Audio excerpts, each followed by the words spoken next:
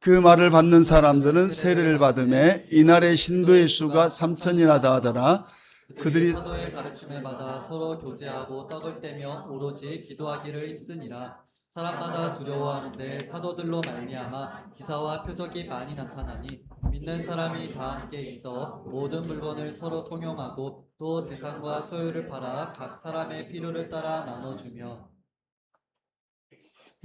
설교 제목 좋은 교회란 어떤 교회인가? 좋은 교회란 함께 있어주는 교회다라는 내용으로 하나님 은혜를 나누겠습니다. 이번 주, 다음 주, 그 다음 주까지 아마 좋은 교회란 어떤 교회라는 제목으로 함께 하겠습니다. 지금 시대를 한 문장으로 표현하자면 개인화가 극치를 달리는 그런 시대라고 말씀드릴 수가 있겠습니다. 사회 모든 계층들이 내 인생은 내가 알아서 한다. 내일이니까 끼어들지 마라. 아주 자기의 어떤 개인화를 극단적으로 표현하는 그러한 시대입니다. 내가 벌어서 내가 쓰니까 내 돈에 간섭하지 마라. 하다못해 부부관계도 그런다더라고요. 부부 사이에서도 남편이 번 돈, 아내의 번 돈 중에서 그 도네이션 하는 거는 어떤 생활비 뭐하고 그 나머지는 각자 개인이 관리한다는 그러한 것도 있다고 합니다. 아는 사람들은 많지만 깊은 관계를 나누는 사람은 전혀 없는 그런 세상입니다. SNS를 통해서 많이 연결되어 있는데도 불구하고 극도로 외로움을 느끼는 사람이 참 많다고 합니다. 카페에서 수다를 떨면서 연락을 많이 하지만은 진정 마음의 상처, 자기 마음 속에 있는 그 아픔을 내놓을 수 있는 사람은 없다고 합니다. 그래서 옆에 사람은 많은데 곁에 사람은 없다는 것입니다. 그만큼 개인화가 되어 있는 그러한 사회입니다. 우리나라 통계청 자료에 따르면요, 1인 가구 전체가 우리나라의 3분의 1을 넘어섰다고 합니다.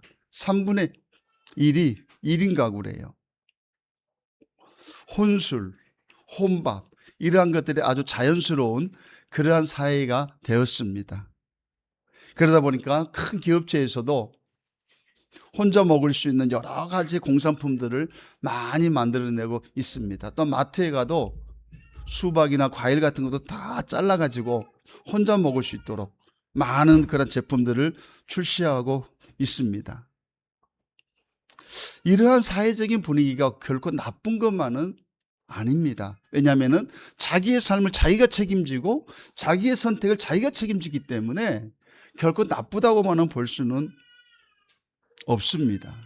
누구의 간섭도 받지 않고 혼자 먹고 혼자 벌고 혼자 살면서 자신의 삶을 꾸려가는 것, 그렇게 나쁘다고 볼 수만은 없습니다. 그런데 놀라운 것은 이러한 삶의 분위기를 성경이 지지하지 않는다는 것입니다. 성경은 연결된 삶을 지지합니다. 개인과 개인 간의 연결, 가정과 가정 간의 연결, 공동체와 공동체 간의 그 연결, 국가와 국가 간의 연결되어 있는 그 사회를 성경은 지지하고 있다는 사실입니다. 우리 전도서 4장 19절에서 12절 보겠습니다. 우리 같이 읽습니다. 두 사람이 한 사람보다 나음은 그들이 수고함으로 좋은 상을 얻을 것입니다. 혹시 그들이 넘어지며 하나가 그 동물을 붙들어 일으키려니와 홀로 있어 넘어지고 붙들어 일으킬 자가 없는 자에게는 화가 있으리라. 또 두 사람이 함께 누우면 따뜻하거니와 한 사람이 어찌 따뜻하랴. 한 사람에게 패하겠거니와 두 사람이면 맞설 수 있나니 삼겹줄은 쉽게 끊어지지 아니하리라. 아멘. 11절 한번 올려주시 볼래요? 자, 또 두 사람이 함께 누우며 따뜻하거니와 한 사람이면 어찌 따뜻해라. 10절 보니까 혹시 그들이 넘어지며 하나가 그 동물을 붙들어 일으키려니와 홀로 있어 넘어지고 붙들어 일으킬 자가 없는 자에게는 화가 있으리로다. 10절의 저 말씀이 지금 현대사의 고독사를 이야기해 주고 있습니다. 고독사. 사람이 죽었는데도 한 달, 두 달이 가도 그 부패한 상태로 있는 거예요. 왜냐? 단절된 사회이기 때문에 그럽니다. 연결이 안 돼 있어요. 단절되어 있기 때문에 우리나라에도 고독사가 사회적인 문제로 떠오르고 있다는 사실입니다. 그러면서 12절에는 뭐라고 말씀하고 있습니까? 12절 한번 올려주세요. 12절 보니까 세겹줄은 쉽게 끊어지지 아니하리라. 저게 바로 연결입니다. 연결입니다. 제가 요즘에 이제 나이가 좀 들면서 자녀들이 다 크고 출가하고 나서 혼자 좀 아쉬워하는 게 뭐냐면은 그때 아무리 좀 어려웠더라도 아이들을 좀 많이 낳을 걸. 그런 마음이 가끔가다 들 때가 있어요. 한 3명, 4명 좀 낳을 걸. 왜냐? 자녀들은 많으면 많을수록 좋은 것 같아요. 왜냐? 서로가 서로를 이렇게 유하는 그런 모습들이 있기 때문에 그러합니다. 그런데 왜 이렇게 사회적으로 1인 사회가 되어져 가느냐면요. 어찌 보면 사회적인 그 어떤 분위기인데요. 옛날 사람과 현대인들의 큰 차이점 때문에 그렇습니다. 옛날 사람들은 가족을 위해서 살았습니다. 저희 세대들은 가족을 위해서 버텼고, 가족을 위해서 견뎠고, 가족을 위해서 출근을 했고, 가족을 위해서 기도를 했어요. 지금 60, 70, 80 세대들의 삶의 전부는 가정이었습니다. 그 가정의 행복을 위해서 모든 인생을 다 갈아 넣었습니다.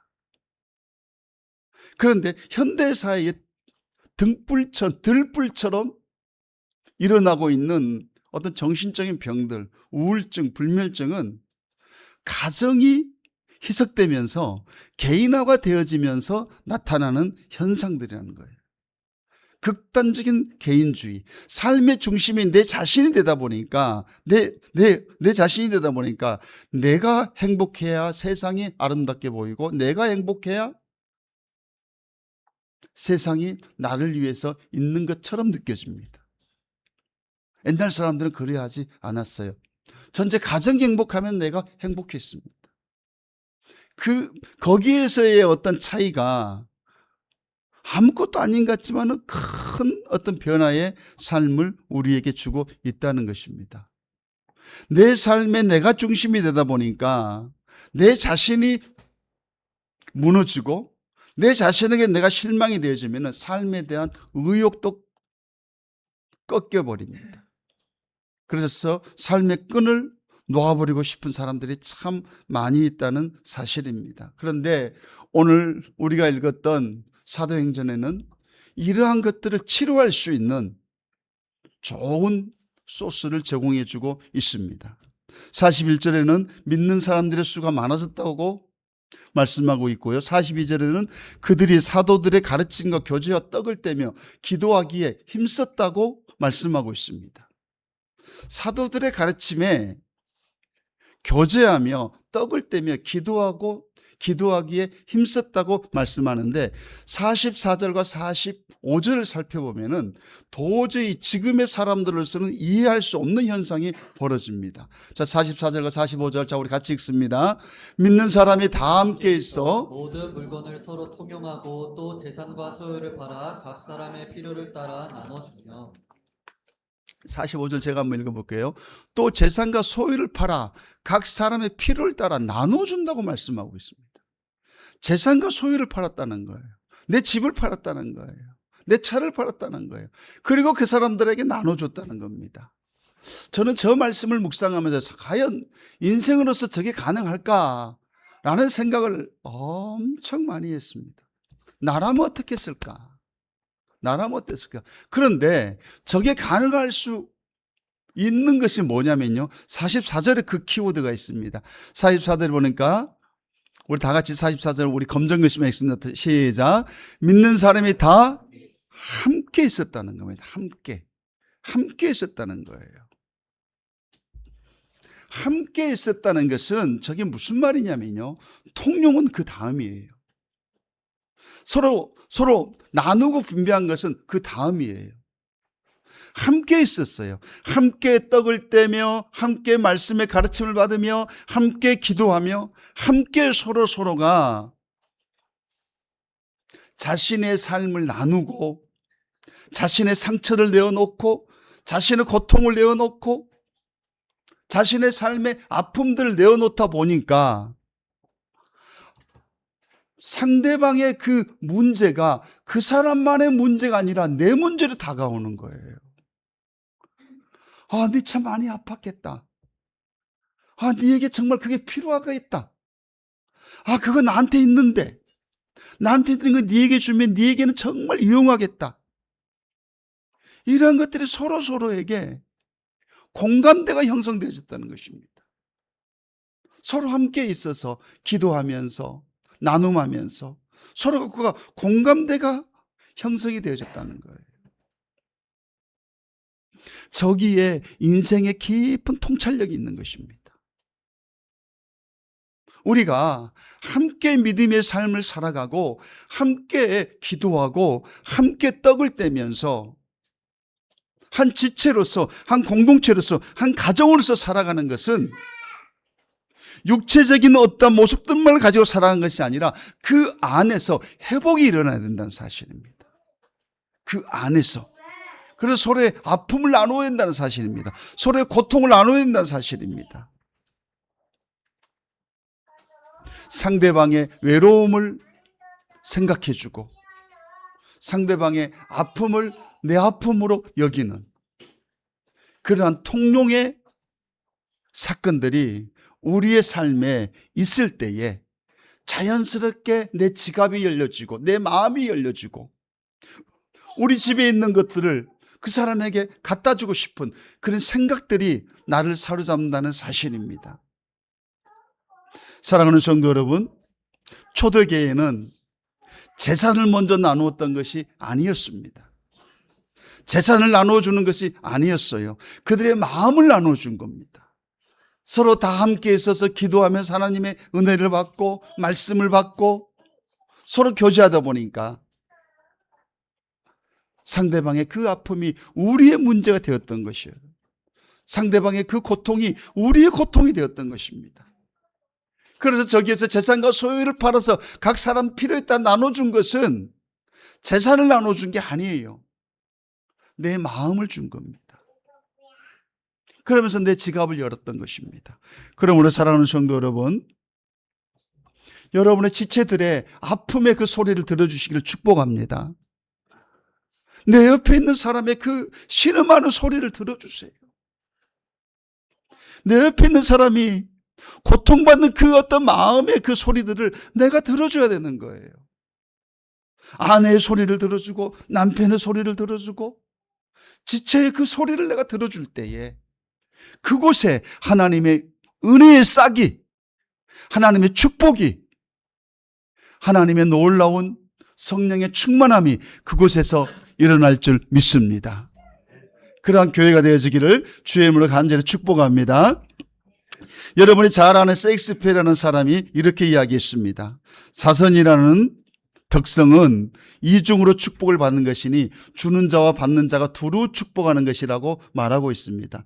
또한 탈무드는 이렇게 이야기합니다. 한 개의 촛불로 많은 촛불에 불을 붙여도 처음 촛불은 빛이 약해지지 않는다 라고 이야기하고 있습니다. 내 것을 나눠준다고 해서 내 지갑이 텅텅 비지 않는다는 것입니다. 내 마음을 그에게 준다 해서 내가 그 사람의 이야기를 들어준다 해서 내 마음이 결핍되지 않는다는 것입니다. 인간이 서로 연결될 때에 그 연결을 통해서 내 존재 가치를 느끼고 그 연결을 통해서 내 삶의 보람을 느낀다고 말씀드릴 수가 있겠습니다. 그게 가장 인간답게 사는 거고 그게 가장 만족한 삶의 현장이라는 사실입니다. 사도행전 20장 35절 우리 한번 보겠습니다.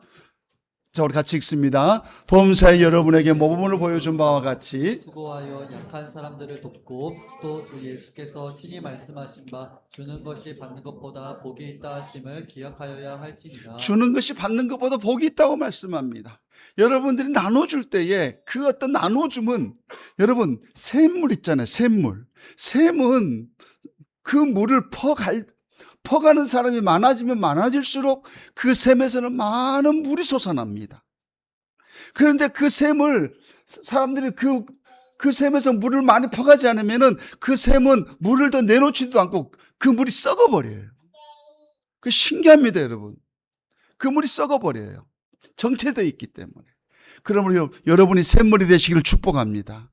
샘물이 되세요. 샘물은 계속 솟아납니다. 그게 하늘에 올리고 그게 하나님의 축복에 올리라는 사실입니다. 모두가 그의 마음을 나눌 때에 행복이 있었고 만족감이 있는 그러한 교회가 우리 교회가 되어져야 된다는 사실입니다. 다른 사람들의 피로에 관심이 가기 시작합니다. 이 사람의 문제가 단순히 그 사람의 문제가 아니라 나의 문제로 다가오기 시작한다는 사실입니다. 대부분의 사람들은 자신의 소유를 내려놓지 못하는 것은 내가 소유하는 것이 나를 지켜준다고 생각하기 때문에 그러합니다. 통장의 잔고가 나를 지켜준다고 이야기합니다.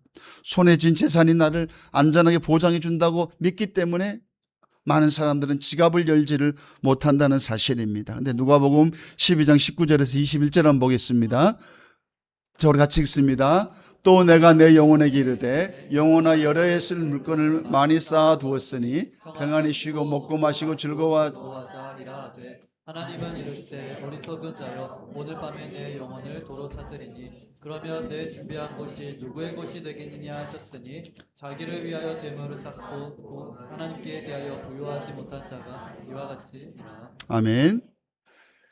국세청 통계에 따르면 국민의 80%가 모아둔 재산 10%에서 20%만 사용하고 죽는답니다. 약 80% 이상은 쓰지도 못하고 죽는답니다. 사랑하는 성도 여러분, 육체를 가지고 있을 때 여러분이 하나님 앞에 부유한 자가 되시기를 주의 이름으로 간절히 축복합니다. 그렇습니다. 사랑하는 성도 여러분, 저와 여러분은 이웃에게 내 지갑을 열 때에 그 교회가 좋은 교회가 될 것이고 이웃의 소리를 들어주고 아픔을 들어주고 그들의 고통을 함께 나눌 때에 그곳에 하나님의 은혜가 있고 축복이 있다는 사실 기억하시고 날마다 주의 은혜로 주의 축복으로 지체들의 아픔을 들어주고 지체들의 고통을 함께 나누는 그런 좋은 교회가 되어지기를 주의 이름으로 간절히 축복합니다. 우리 하나님 앞에 찬양 드리겠습니다. 이런 교회가 되게 하소서.